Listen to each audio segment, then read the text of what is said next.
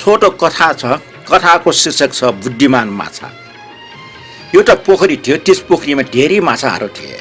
एक दिन माझी हातमा जाल लिएर माछा मार्न पोखरीतिर लाग्यो। त्यो पोखरीमा धेरै थरीको माछाहरू थिए। ती माछाहरूमध्ये एउटा बुद्धिमान नाम गरेको, अर्को अर्ध बुद्धिमान र तेस्रो कुबुद्धिमान नामको रहेछन्। ती माछाहरू आपसमा मिलिजुली शान्तिपूर्वक जीवन निर्वाह गरिरहेको थियो। माझीले हातमा जाल लिएर आएको देखेर बुद्धिमान माछाले आफ्नो साथीहरूलाई भनेछन्, हेर साथीहरू, त्यो माझी जाल बोकेर हामीतिर आइरहेको छ। उसले हामीलाई मार्न आएको हो, अहिले नै भागौँ हामी। उसको कुरा साथीहरूले मानिनन्। जाल हाल्न अगाडि भागौँला भनेर चुप्प लागेर बसे। माझी पोखरी नजिक पुग्यो। उसले जाल हाल्न खोज्यो। बुद्धिमान माछा फुत्त उफ्रिएर माझीको खुट्टा अगाडि पुग्यो। माझीले आफ्नो अगाडि पर्न आएको माछा हातमा लिएर हेऱ्यो। मनमनै भन्न थाल्यो, मरेको रहेछ। माझीले माछा पोखरीभरि फ्याँकियो। यो सब अर्ध बुद्धिमान माछाले हेरिरहेको रहेछ। माझीको हातबाट बच्न यसो गर्नुपर्ने रहेछ भनेर ऊ पनि फुत्त उफ्रेर माझीको खुट्टा अगाडि पुगेछ। माझी आश्चर्य मानेर माछा हातमा लियो। माछाले सास फेरिरहेको थियो। बुद्धिमान माछाले सास नफेरिकन मरे जस्तो अभिनय गरेको अर्ध बुद्धिमान माछालाई थाहा थिएन। माझीले जिउँदै रहेछ भनेर उक्त अर्ध बुद्धिमान माछाले आफ्नो भाँडोमा राख्यो। भाँडोमा बिर्को लगाउन बिर्सेछ। माछा डराएर छटपटाउन थाल्यो। तैपनि उसले बुद्धि पुर्याएर बिर्को खुलिएको भाँडोबाट उफ्रिएर भाग्न सफल भयो। यो सबै कुबुद्धिमान माछाले पनि हेरिरहेको थियो। ऊ पनि माझीको अगाडि उफ्रिएर गयो। माझी अझ आश्चर्य मानेर माछा हातमा लिएर हेऱ्यो। यो पनि जिउँदो रहेछ भनेर भाँडोको बिर्को खोल्न थाल्यो। भाँडो खुल्लै देख्यो। भाँडोभित्र हेऱ्यो, माछा छैन। माझीले यसपालि कुबुद्धिमान माछाले भाँडोमा राख्यो, तर यसपालि बिर्को लगाउन बिर्सिएन। कुबुद्धिमान माछा जति उफ्रिए पनि बाहिर आउन सकेन, भित्रको भित्रै रह्यो। उता अर्ध बुद्धिमान माछाले बुद्धिमान माछा भेटेर सोधेछ, तिमीलाई भाँडोमा हालेन, मलाई मात्र हाल्यो, किन होला? बुद्धिमानले भन्यो, हेर साथी, मेरो नाम बुद्धिमान। मैले माझीको अगाडि उफ्रिएर सास नफेरिकन बसेँ। उसले मलाई मरेको भनेर पोखरीमा मिल्कायो। तिमीले मेरो नक्कल गर्यो, तर तिमीलाई यो थाहा थिएन कि मैले सास नफेरिकन बसेको। तिमीले सास फेरिरहेको देखेर जिउँदो भनेर भाँडोमा हालियो, तर उसले बिर्को लगाउन बिर्सिएकोले तिमी भाग्न सफल भयो। फेरि कुबुद्धिमानले तिम्रो नक्कल गरेको हुँदा ऊ भाँडोमा ठुनियो। यसले आफ्नो बुद्धि नहुने तर अर्काको नक्कल गर्नेहरू जहिले पनि यसरी नै फस्छन्। कथा सकियो।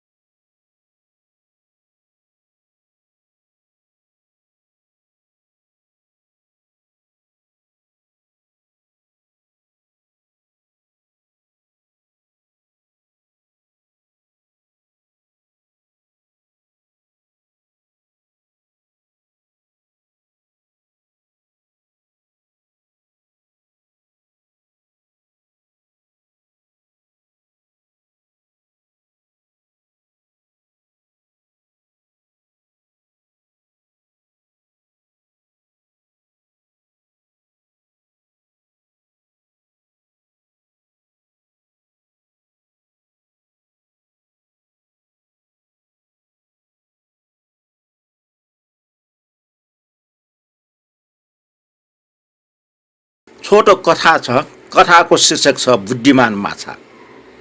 एउटा पोखरी थियो, त्यस पोखरीमा धेरै माछाहरू थिए।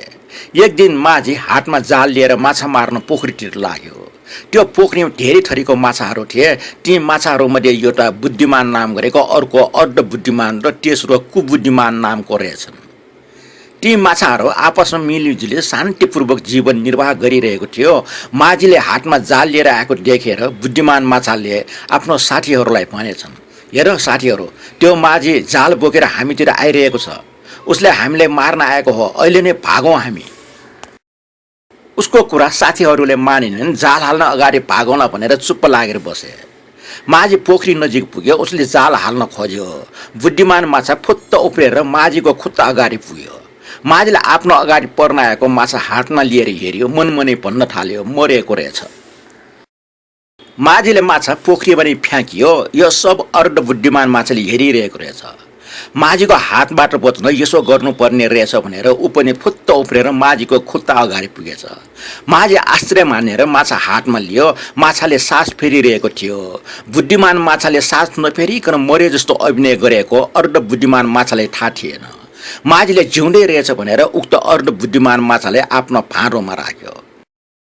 भाँडोमा बिर्को लगाउन बिर्सेछ। माछा डराएर छटपटाउन थाल्यो। तैपनि उसले बुद्धि पुर्याएर बिर्को खुलिएको भाँडोबाट उफ्रेर भाग्न सफल भयो। यो सबै कुबुद्धिमान माछाले पनि हेरिरहेको थियो। ऊ पनि माझीको अगाडि उफ्रेर गयो। माझी अझ आश्चर्य मानेर माछा हातमा लिएर हेऱ्यो। यो पनि जिउँदो रहेछ भनेर भाँडोको बिर्को खोल्न थाल्यो। भाँडो खुल्लै देख्यो। भाँडोभित्र हेऱ्यो, माछा छैन। माझीले यसपालि कुबुद्धिमान माछाले भाँडोमा राख्यो, तर यसपालि बिर्को लगाउन बिर्सिएन। कुबुद्धिमान माछा जति उफ्रिए पनि बाहिर आउन सकेन, भित्रको भित्रै रह्यो।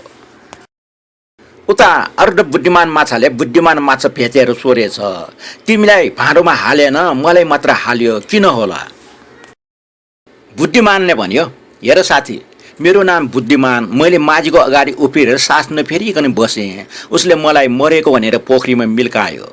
तिमीले मेरो नक्कल गर्यो, तर तिमीलाई यो थाहा थिएन कि मैले सास नफेरिकन बसेको। तिमीले सास फेरिरहेको देखेर जिउँदो भनेर भाँडोमा हालियो, तर उसले बिर्को लगाउन बिर्सिएकोले तिमी भाग्न सफल भयो।